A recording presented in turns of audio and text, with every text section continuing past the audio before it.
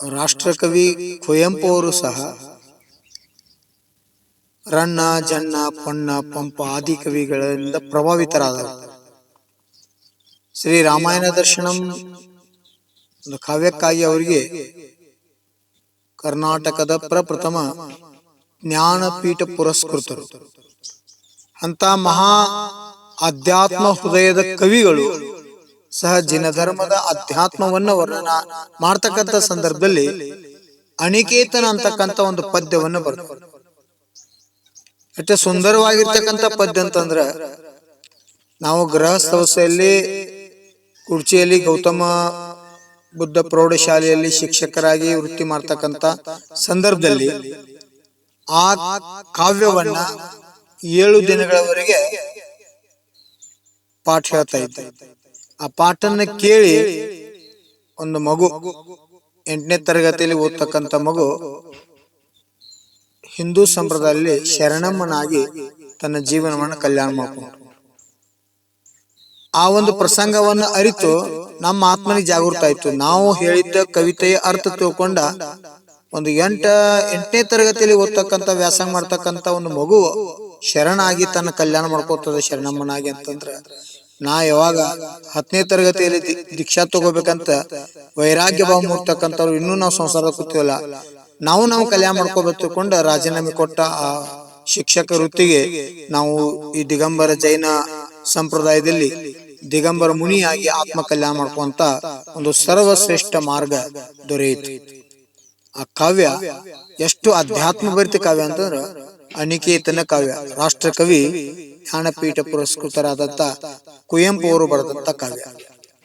ಓ ನನ್ನ ಚೇತನ ಆಗುಣಿ ಅನಿಕೇತನ, ಓ ನನ್ನ ಚೇತನ ಆಗುಣಿ ಅನಿಕೇತನ.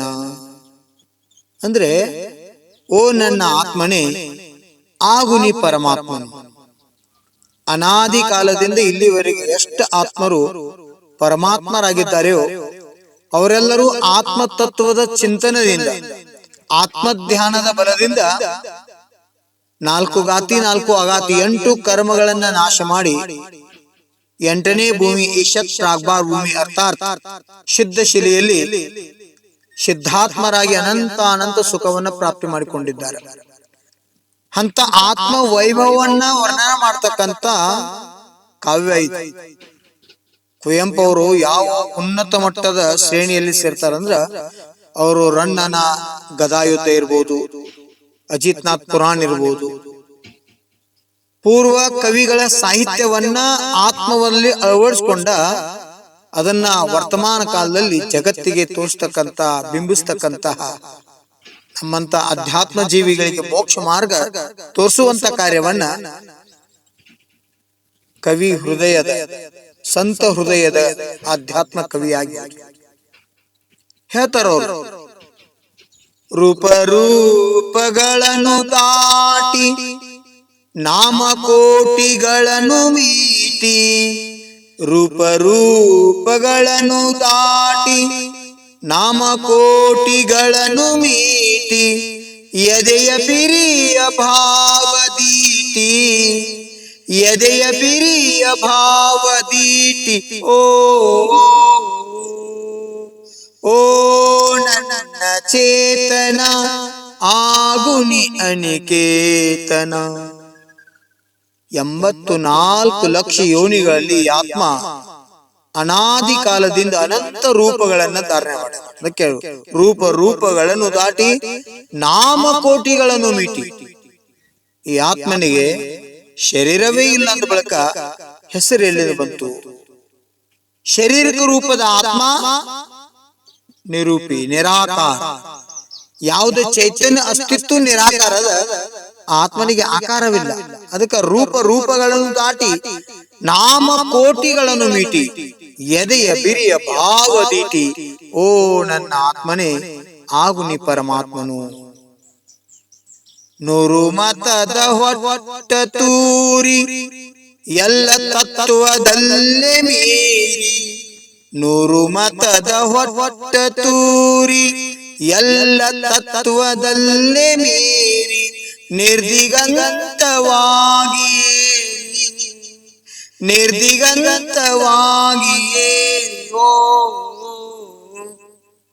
ಓ ನನ್ನ ಚೇತನ ಆಗುನಿ ಅನಿಕೇತನ. ಏನು ವರ್ಣನೆ! 100 ಮತದ ಹೊಟ್ಟ ತೂರಿ.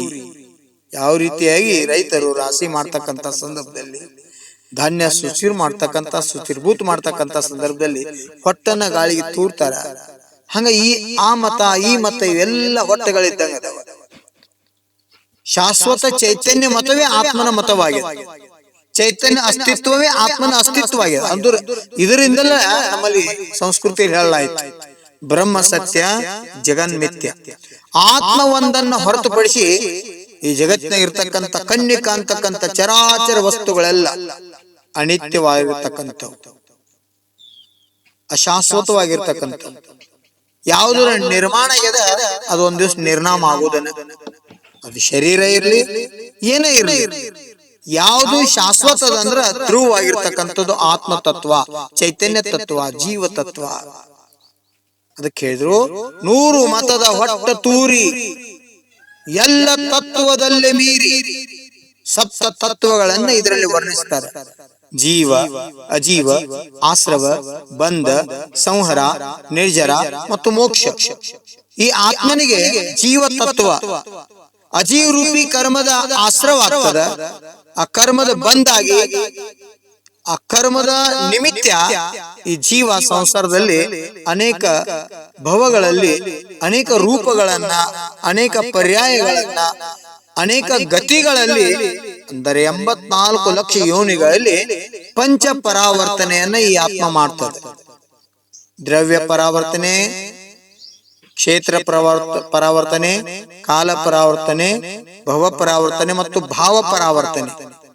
ಈ ಪಂಚ ಪರಾವರ್ತನೆಗಳ ನಿಮಿತ್ತ ಈ ಆತ್ಮ ಅನಾದಿ ಕಾಲದಿಂದ ಈ ಸಂಸಾರದಲ್ಲಿ ಪರಿಭ್ರಮಣೆಯನ್ನ ಮಾಡ್ತಾ ಇದ್ದಾನೆ. ಅದಕ್ಕ 7 ತತ್ವಗಳನ್ನ, ಸಪ್ತ ತತ್ವಗಳನ್ನ ಅರಿತು ಸಂಹರ ಪೂರ್ವಕ ನಿರ್ಜರ ಕರ್ಮ ಬರುವುದನ್ನ ತಡೆಗಟ್ಟಿ ಕರ್ಮವನ್ನ ಆತ್ಮಧ್ಯಾನದ ಬಲದಿಂದ ನಿರ್ಜರೆ ಮಾಡಿ ಮೋಕ್ಷ ತತ್ವವನ್ನ ಪ್ರಾಪ್ತಿ ಮಾಡ್ಕೊಂತ ಸಂದೇಶ ಈ ಕವನದಲ್ಲಿ, ಕಾವ್ಯದಲ್ಲಿ ಕವಿಯವರು ಹೇಳ್ತಾ ಇದ್ದಾರೆ.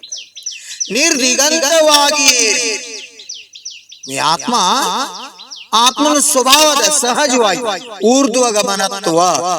ಊರ್ಧ್ವಗಮನತ್ವ ಅಂದ್ರ ಆತ್ಮನ ಸ್ವಭಾವ ನಿಯಮದಿಂದ ಮೇಲೆ ಹೋಗ್ಬೇಕು. ಯಾವ ಪ್ರಕಾರ ಒಂದು ತೊಂಬೆ ಹಣ್ಣನ್ನ ಅಥವಾ ಕುಂಬಳಕಾಯಿಯನ್ನ ರಾಡಿ ಮೆತ್ತಿ ನಾವು ನೀರಾಗ ಬಿಟ್ರೆ ಮುಳುಗ್ತದ. ರಾಡಿ ಹೆಂಗ ಬಿಚ್ಕೋತ ನೀರಿನೆಲ್ಲ ತೊಳೆದು ಹೋಗ್ತದ, ಕುಂಬಳಕಾಯಿ ಮ್ಯಾಲ ಬರ್ತದ. ಹಂಗಿ ಆತ್ಮ ಕರ್ಮ ಮಲದಿಂದ ಮುಕ್ತನಾದಾಗ ಸಹಜವಾಗಿ ಊರ್ಧ್ವಗಮನ ಮಾಡ್ತಾನ, ಮೋಕ್ಷ ಸುಖವನ್ನ ಪ್ರಾಪ್ತಿ ಮಾಡ್ಕೋತಾನ. ಎರಡ ಬೀಜ ವಚ್ಚ ಅಂದ್ರ ಔಡಲ ಗಿಡದ ಬೀಜ ಬಿಸಿಲಿಗೆ ಹಣ್ಣಾಗಿ ಪರಿಪಕ್ವವಾಗಿ ಸ್ವರ್ಣ ಹಿಡಿತದ. ಅದು ನಿಯಮದಿಂದ ಮ್ಯಾಲ ಹಿಡಿತದ, ಪೂರ್ವ ಪಶ್ಚಿಮ ದಕ್ಷಿಣ ಉತ್ತರ ಹಿಡಿಯೋದಿಲ್ಲ, ಊರ್ಧ್ವಮುಖಿಯಾಗಿ ಹಿಡಿತದ ಅನ್ನೋದ್ರಿಂದ ಜೈನ ಧರ್ಮದಲ್ಲಿ ಸಹ ದಶ ದಿಕ್ಕುಗಳನ್ನ ಹೇಳಲಾಗಿದೆ. ಈಶಾನ್ಯ, ಪೂರ್ವ, ಆಗ್ನೇಯ, ದಕ್ಷಿಣ, ನೈಋತ್ಯ, ಪಶ್ಚಿಮ, ವಾಯವ್ಯ, ಉತ್ತರ, ಅಧೋ ಮತ್ತು ಊರ್ಧ್ವ. ಈ ರೀತಿ ದಶ ದಿಕ್ಕುಗಳಲ್ಲಿ ಸರ್ವಶ್ರೇಷ್ಠವಾಗಿರ್ತಕ್ಕಂಥ ಪೂಜಾಕ, ಧ್ಯಾನಕ ಇದೆಲ್ಲ ಒಂದು ಕ್ರಿಯಾದಿಂದ ಈಶಾನ್ಯ ಅಂತ ಹೇಳಲಾಗ್ತದೆ. ಅದರ ಸರ್ವಶ್ರೇಷ್ಠವಾಗಿರ್ತಕ್ಕಂಥದ್ದು ಊರ್ಧ್ವ. ಅಂದ್ರೆ ನಿಮ್ಮೆಲ್ಲರ ಲಕ್ಷ್ಯ, ಪ್ರತಿಯೊಂದು ಆತ್ಮನ ಲಕ್ಷ್ಯ ಪರಮಾತ್ಮ ಆಗೋ ಲಕ್ಷ್ಯ ಅಂದ್ರ ಊರ್ಧ್ವಗಮನ. ಅರ್ಧ ನಿರ್ದಿಗಂತವಾಗಿ ಏರಿ ಓ ನನ್ನ ಚೇತನ ಆಗುನಿ ಅನಿಕೇತನ. ಈ ಲೋಕದ ಅಗ್ರಭಾಗದಲ್ಲಿ, 3 ಲೋಕದ ಅಗ್ರಭಾಗದಲ್ಲಿರ್ತಕ್ಕಂಥ ತನುವಾತ ವಲಯ, ಎಲ್ಲಿವರೆಗೆ ಧರ್ಮ ದ್ರವ್ಯದ ಅಲ್ಲಿವರೆಗೆ ಆತ್ಮನ ಗಮನ ಆಗ್ತದೆ. ಯಾವ ಪ್ರಕಾರ ನೀರಿನಲ್ಲಿ ಮೀನಿಗೆ ಈಜುವಂತ ಸಾಮರ್ಥ್ಯದ, ಆ ರೀತಿ ಆತ್ಮ ಧರ್ಮ ದ್ರವ್ಯ ಎಲ್ಲಿವರೆಗೆ ಅಲ್ಲಿವರೆಗೆ ಗಮನ ಆಗ್ತದ. ತನುವಾತ ವಲಯದವರೆಗೆ ಇಲ್ಲಿ ಲೋಕಾಕಾಶದಲ್ಲಿ ಧರ್ಮ ದ್ರವ್ಯ ಇರೋದ್ರಿಂದ ಆತ್ಮ ಸಹಜವಾಗಿ ಊರ್ಧ್ವ ಲೋಕದಲ್ಲಿ ಅರ್ಥಾತ್ ಸಿದ್ಧಶಿಲೆಯಲ್ಲಿ ಈ ಶತ್ರಾಗ್ಬಾರ್ ಭೂಮಿ, ಅಷ್ಟಮ ಭೂಮಿಯಲ್ಲಿ ಶಾಶ್ವತವಾಗಿ ವಿರಾಜಮಾನ ಆಗ್ತಾನ, ಕರ್ಮದಿಂದ ಮುಕ್ತಾದಂತ ಆತ್ಮ. ಅದಕ್ಕ ನಿರ್ದಿಗಂತವಾಗಿ ಏರಿ ಓ ನನ್ನ ಚೇತನ ಆಗುನಿ ಅನಿಕೇತನ. ಮತ್ ಮುಂದಿನ ಪದ್ಯದಲ್ಲಿ ಹೇಳ್ತಾರ, ಎಲ್ಲಿಯೂ ನಿಲ್ಲದಿರು ಮನೆಯನೆಂದು ಕಟ್ಟದಿರು, ಎಲ್ಲಿಯೂ ನಿಲ್ಲದಿರು ಮನೆಯನೆಂದು ಕಟ್ಟದಿರು, ಕೊನೆಯನೆಂದು ಮುಟ್ಟದಿರು, ಕೊನೆಯನೆಂದು ಮುಟ್ಟದಿರು, ಓ ಅನಂತವಾಗಿರು, ಓ ನನ್ನ ಚೇತನ ಆಗುನಿ ಅನಿಕೇತನ. ಈ ಪ್ರಪಂಚದಲ್ಲಿ ಸರ್ವಶ್ರೇಷ್ಠ ಆಗಿರ್ತಕ್ಕಂಥ ಶಿಲ್ಪಿ ಯಾರಂದ್ರ ತನ್ನನ್ನ ತಾನು ನಿರ್ಮಾಣ ಮಾಡ್ಕೊಳ್ತಕ್ಕಂಥವ್ನು, ಅದಕ್ಕಂತಾರ ಆತ್ಮಶಿಲ್ಪಿ ಅಂತ. ಶಿಲೆಯೊಳಗ ಮೂರ್ತಿ ಕೆತ್ತಕ್ಕಂಥ ಶಿಲ್ಪಿ ಅಲ್ಲ, ತನ್ನೊಳಗ ತನ್ನನ್ನ ನಿರ್ಮಾಣ ಮಾಡ್ಕೊಳ್ತಕ್ಕಂಥವ್ನು. ಇಲ್ಲಿ ಕುವೆಂಪು ಅವರು ತಮ್ಮ ಆತ್ಮನಿಗೆ ಬೋಧನೆಯನ್ನ ಮಾಡ್ತಾ ಇದ್ದಾರೆ. ಎಂತ ಪದವನ್ನ ಬಯಸ್ತಾರೆ. ಎಲ್ಲಿಯೂ ನಿಲ್ಲದಿರು ಮನೆಯನೆಂದು ಕಟ್ಟದಿರು, ಕೊನೆಯನೆಂದು ಮುಟ್ಟದಿರು, ಓ ಅನಂತವಾಗಿ, ಅನಂತದಲ್ಲಿ ಅನಂತವಾಗಿರು. ಇಂಥ ಕಾವ್ಯಗಳನ್ನ ಅಧ್ಯಯನ ಮಾಡಿದಾಗ ಮಾತ್ರ ಈ ಭೂಮಿ ಮೇಲೆ ಸಿದ್ದೇಶ್ವರರಂತ ಮಹಾನ್ ಸಂತರು ಜನ್ಮ ತಗೊಳ್ಳಿಕ್ಕೆ ಸಾಧ್ಯ ಆಗ್ತದೆ. ಅಧ್ಯಾತ್ಮ ಪ್ರಿಯರು, ನಿಸರ್ಗ ಪ್ರಿಯರು, ಪ್ರಕೃತಿ ಪ್ರಿಯರು, ಸರ್ವ ಜೀವಿಗಳಲ್ಲಿ ಸರ್ವ ಆತ್ಮನಲ್ಲಿ ಪರಮಾತ್ಮನನ್ನ ಕಾಣ್ತಕ್ಕಂಥ ವ್ಯಕ್ತಿತ್ವ. ಅದನ್ನೇ ನಮ್ಮ ಆಚಾರ್ಯ ಕುಂದರು ಎಷ್ಟು ಸುಂದರವಾಗಿ ಪ್ರಾಕೃತ ಭಾಷೆಯಲ್ಲಿ ವರ್ಣನ ಮಾಡಿ, ಅಪ್ಪಾಸೋ ಪರಮಪ್ಪ. ಪ್ರತಿಯೊಬ್ಬ ಆತ್ಮನಲ್ಲಿ ಪರಮಾತ್ಮ ಹೆಂಗಂದ್ರ ಬೀಜ ರೂಪ ಪರಮಾತ್ಮ. ಈ ಆಲದ ಮರದ ಬೀಜ ಎಷ್ಟು ಸಣ್ಣ ಇರ್ತದೆ ಅಂದ್ರ ಕಸ್ಕಸಕ್ಕಿಂತಲೂ ಸಣ್ಣ. ಅಷ್ಟು ಸಣ್ಣ ಬೀಜನೊಳಗೆ ಎಷ್ಟು ವಿಶಾಲವಾಗಿರ್ತಕ್ಕಂಥ ವೃಕ್ಷದ ಹಂಗ ಆತ್ಮನಲ್ಲಿ ಬೀಜ ರೂಪ ಪರಮಾತ್ಮ ಅದಾನ. ಆ ಪರಮಾತ್ಮ ಪ್ರಕಟ ಮಾಡ್ಕೋ ಸಲುವಾಗಿ ಇದೆಲ್ಲ ಅಧ್ಯಾತ್ಮ. ಅದಕ್ಕ ವಿಶ್ವಕ್ಕ ಆದರ್ಶವಾಗಿರ್ತಕ್ಕಂಥ ದೇಶ ಅಂದ್ರೆ ಭಾರತ. ಇದು ಅಧ್ಯಾತ್ಮ ಪ್ರಿಯ ದೇಶ. ಅಧ್ಯಾತ್ಮ ಸಂಸ್ಕೃತಿಯನ್ನ, ಅಹಿಂಸಾ ಸಂಸ್ಕೃತಿಯನ್ನ, ಶ್ರಮಣ ಸಂಸ್ಕೃತಿಯನ್ನ ಹೊಂದಿರ್ತಕ್ಕಂಥ ದೇಶ ಅನ್ನೋದ್ರಿಂದ ಆ ಶ್ರಮಣ ಹೃದಯದ ಸಂತ ಕವಿ ಎಂತ ಸುಂದರ ವರ್ಣನೆ ಮಾಡಿ, ಎಲ್ಲಿಯೂ ನಿಲ್ಲದಿರು ಮನೆಯನೆಂದು ಕಟ್ಟದಿರು, ಆತ್ಮನಿಗೆ ಬೋಧ ಮಾಡಿ. 84 ಲಕ್ಷ ಯೋನಿಗಳಲ್ಲಿ ಯಾವ ಯೋನಿಯೊಳಗೂ ಸ್ಥಿರ ಇಲ್ಲಪ್ಪ ಆತ್ಮ. ಅನಾದಿ ಕಾಲದಿಂದ ಚತುರ್ಗತಿಯಲ್ಲಿ ಪರಿಭ್ರಮಣ ಮಾಡ್ತಾ ಇದ್ದೀಯಾ. ಇದಕ್ಕ ನೀ ಎಲ್ಲಿಯೂ ನಿಲ್ಲಬೇಡ, ಎಲ್ಲಿಯೂ ಮನೆಯನ್ನು ಕಟ್ಟಬೇಡ. ಯಾವುದು ನಿನ್ನ ಮನೆ ಅಲ್ಲ, ಇದ್ಯಾವುದು ಶಾಶ್ವತವಲ್ಲ. ನಿಜವಾಗಿರ್ತಕ್ಕಂಥ ನಿನ್ನ ಮನೆ ಅಷ್ಟಮ ಭೂಮಿ, ಈಶತ್ ಪ್ರಾಗ್ಭಾರ ಭೂಮಿ, ಅರ್ಥಾತ್ ಮೋಕ್ಷ ಸಿದ್ಧಶಿಲಾ. ಅದ ನಿನ್ನ ನಿಜಧಾಮ. ಆ ನಿಜಧಾಮಕ್ಕೆ ಹೋಗ್ಬೇಕಾಗಿದ್ರ ಚಿಂತನ ಮಾಡ್ಬೇಕು, ಮಂಥನ ಮಾಡ್ಬೇಕು, ಮನನ ಮಾಡ್ಬೇಕು, ನಿಧಿಧ್ಯಾಸ ಮಾಡ್ಬೇಕು, ನಿಜ ಸ್ವರೂಪವನ್ನ ಅರ್ಥಕೋಬೇಕು. ಅಂದಾಗ ಮಾತ್ರ ಅದು ಅರಿವೇ ಗುರು. ನಮ್ ದೀಕ್ಷಾ ಗುರು ಧರ್ಮಭೂಷಣರು ಸತತವಾಗಿ ಹೇಳ್ತಿದ್ರು, ಹೇ ಕುಲರತ್ನ, ನಾನ್ ನಿನ್ ಗುರು ಅಲ್ಲಪ್ಪ, ವ್ಯವಹಾರಲೇ ನಾನ್ ನಿನ್ ಗುರು. ನಿಜವಾದಂತ ನಿನ್ ಗುರು ಅಂದ್ರೆ ನಿನ್ನ ಆತ್ಮ. ನಿನ್ನ ಆತ್ಮನೊಳಗೆ ಇದೆಲ್ಲ ಪ್ರಕಟ ಆಗತಕ್ಕಂತ ಸಾಮರ್ಥ್ಯದ ಆ ಆತ್ಮ ಚಿಂತನದಿಂದ ನಾವು ಪರಮಾತ್ಮ ಪದವಿಯನ್ನು ಸಾಧಿಸಬಹುದು. ಅದಕ್ಕೆ ಹೇಳ್ರು, ಎಲ್ಲಿಯೂ ನಿಲ್ಲದಿರು ಮನೆಯನೆಂದು ಕಟ್ಟದಿರು, ಕೊನೆಯನೆಂದು ಮುಟ್ಟದಿರು, ಓ ಅನಂತವಾಗಿ. ಅನಂತತೆಯಲ್ಲಿ ಅನಂತ. ಕೊನೆ ಚರಣದಲ್ಲಿ ಏನ್ ಹೇಳ್ತಾರೆ? ಅನಂತ ತಾನಂತವಾಗಿ ಆಗುತ್ತಿಹನೆ ನಿತ್ಯ ಯೋಗಿ. ಅನಂತ ತಾನ್ ಅನಂತವಾಗಿ ಆಗುತ್ತಿಹನೆ ನಿತ್ಯ ಯೋಗಿ. ಅನಂತ ನೀ ಅನಂತವಾಗು, ಅನಂತ ನೀ ಅನಂತ ಆಗು, ಆಗು ಆಗು, ಓ ನನ್ನ ಚೇತನ ಆಗುನಿ ಅನಿಕೇತನ, ಓ ನನ್ನ ಆತ್ಮನೇ ಆಗುನಿ ಪರಮಾತ್ಮನು. ಕೊನೆ ಚರಣದಲ್ಲಿ ಎಷ್ಟು ಸುಂದರವಾಗಿರ್ತಕ್ಕಂಥ ಭಾವನೆಯನ್ನ ಕವಿಗಳು ವ್ಯಕ್ತ ಮಾಡ್ತಾರೆ. ಅನಂತ ತಾನಂತವಾಗಿ ಆಗುತ್ತಿಹನೆ ನಿತ್ಯ ಯೋಗಿ. ಇದುವರೆಗೆ ಅನಂತ ಆತ್ಮಗಳು ಅನಂತ ಪರಮಾತ್ಮ ಪದವಿಯನ್ನ ಪ್ರಾಪ್ತಿ ಮಾಡ್ಕೊಂಡ ಅನಂತತೆಯಲ್ಲಿ ಅನಂತ, ಆ ಅನಂತದಲ್ಲಿ ಅನಂತ ಆಗುವ ಸಲುವಾಗಿ ಆಗುತ್ತಿಹನೆ ನಿತ್ಯ ಯೋಗಿ. ಯೋಗಿ ಮನಯೋಗ, ವಚನ ಯೋಗ, ಕಾಯೋಗ, ತ್ರಿಯೋಗ ಶುದ್ಧಿ ಪೂರ್ವಕ ಮಣ್ ಗುಪ್ತಿ ವಚನ್ ಗುಪ್ತಿ ಕಾಯ್ ಗುಪ್ತಿಯಲ್ಲಿ ನಿರತನಾಗಿ ಈ ಆತ್ಮನನ್ನ ದೇಹರೂಪಿ ದೇವಾಲಯದಲ್ಲಿ ವಿರಾಜಮಾನ ಇರ್ತಕ್ಕಂಥ ಚೈತನ್ಯ ಅಸ್ತಿತ್ವ ರೂಪಿ ಆ ಆತ್ಮನನ್ನ ಪರಮಾತ್ಮ ಮಾಡ್ತಕ್ಕಂತ ಒಂದು ಧ್ಯಾನ ಸ್ವರೂಪವನ್ನ ಆತ್ಮ ಚಿಂತನೆಯನ್ನ ಕವಿಗಳು ವರ್ಣನೆ ಅನಂತ ತಾನ್ ಅನಂತವಾಗಿ ಆಗುತ್ತಿಹೇನೆ ನಿತ್ಯ ಯೋಗಿ ಅನಂತ ನೀ ಅನಂತವಾಗು ಆಗು ಆಗು ಆಗು. ಕೊನೆ ಪದದಲ್ಲಿ ಆಗು ಅಂತ ಹೇಳ್ತಾ ನಾನು ಆ ಪದದಲ್ಲಿ ಆಗು ವಿಶ್ವವೇ ಆ ಒಂದು ಅನಂತತೆಯಲ್ಲಿ ಅನಂತ ಆಗ್ಬೇಕಂತಕ್ಕಂಥ ಸಂದೇಶವನ್ನ ಕವಿ ಹೃದಯದ ಸಂತ ಹೃದಯ ಎಂತ ನಿರ್ಮಲ ಅಂದ್ರ ಹೃದಯನ ಆ ಹೃದಯ ಮಂದಿರದೊಳಗನ ಪರಮಾತ್ಮನ ವಿರಾಜಮಾನ ಮಾಡಿ ಆರಾಧನಾ ಮಾಡ್ತಕ್ಕಂಥವ್ರು. ಈ ಚರ್ಮ ಚಕ್ಷುವಿನಿಂದ ಜಡ ವಸ್ತುಗಳನ್ನ ಪುದ್ಗಲ ವಸ್ತುಗಳನ್ನ ನಾವು ಕಾಣಬಹುದು. ಆದ್ರ ಆ ಚೈತನ್ಯ ಅಸ್ತಿತ್ವ ರೂಪಿ ಆತ್ಮನ ದರ್ಶನ ಮಾಡ್ಬೇಕಾಗಿತ್ತು, ಆತ್ಮನ ನೋಡ್ಬೇಕಾಗಿತ್ತು, ಆತ್ಮನ ಅನುಭವ ಮಾಡ್ಬೇಕಾಗಿತ್ತಂದ್ರ ಅದು ಜ್ಞಾನ ನೇತೃವಿಂದ ಅಂತಃಚಕ್ಷುವಿನಿಂದ ಮಾತ್ರ ಸಾಧ್ಯ. ಆ ಜ್ಞಾನ ನೇತೃವಿಂದ ನೋಡ್ಲಿಕ್ಕೆ ಸಾಧ್ಯ. ಅದನ್ನೇ ಆಚಾರ್ಯ ಪೂಜ್ಯಪಾದರು ಪರಮಾನಂದ ಸ್ತೋತ್ರದಲ್ಲಿ ವರ್ಣನೆ ಮಾಡ್ತಾರೆ. ಪಾಷಾಣೇಷು ಯಥಾ ಹೇಮಂ ದುದ್ಗಮಧ್ಯೆ ಯಥಾ ಘೃತಂ ತಿಲ ಮಧ್ಯೆ ಯಥಾ ತೈಲಂ ದೇಹ ಮಧ್ಯೆ ತಥಾ ಶಿವಃ ಕಾಷ್ಟ ಮಧ್ಯೆ ಯಥಾ ವಹ್ನಿ ಶಕ್ತಿ ರೂಪೇಣ ತಿಷ್ಠಿತಿ ಅಯಮಾತ್ಮ ಶರೀರೇಶು ಯೋ ಜಾನಾತಿ ಸ ಪಂಡಿತಃ. ನಿಜವಾದಂತ ಜ್ಞಾನಿ ಯಾರಂತ ಕೇಳಿದ್ರ ಪಾಷಾಣೇಷು ಯಥಾ ಹೇಮಂ ಕಲ್ಲಿನೊಳಗೆ ಯಾವ ಪ್ರಕಾರ ಬಂಗಾರ, ದುದ್ಗಮದೆ ಯಥಾ ಘೃತಂ ಹಾಲಿನಲ್ಲಿ ಯಾವ ಪ್ರಕಾರ ತುಪ್ಪದ, ತಿಲ ಮಧ್ಯೆ ಯಥಾ ತೈಲಂ ಎಳ್ಳಿನಲ್ಲಿ ಯಾವ ಪ್ರಕಾರ ಎಣ್ಣೆ ಅದ, ದೇಹ ಮಧ್ಯೆ ತಥಾ ಶಿವ ಅದ ಪ್ರಕಾರ ಈ ಶರೀರದಲ್ಲಿ ಶಿವ ಅರ್ಥಾತ್ ಚೈತನ್ಯ ಅಸ್ತಿತ್ವ ರೂಪಿ ಪರಮಾತ್ಮ.